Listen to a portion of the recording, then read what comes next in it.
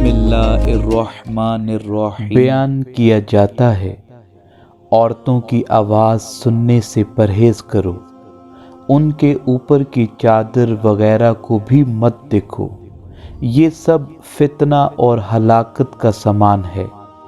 عورتیں بھی مت دیکھیں، ان کو اسی طرح منع ہے جیسا کہ مردوں کو۔ عورتوں کو سمجھایا جائے کہ اپنے پردے کا خیال رکھیں کہ پردہ فرض ہے۔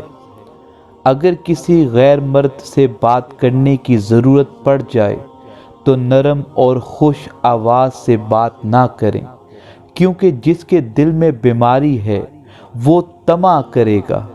چاہیے کہ نہ ہی نرم اور نہ ہی گرم بلکہ میانہ روی سے بات کی جائے تاکہ فتنہ نہ پھیلے۔ صدق اللہ العظیم۔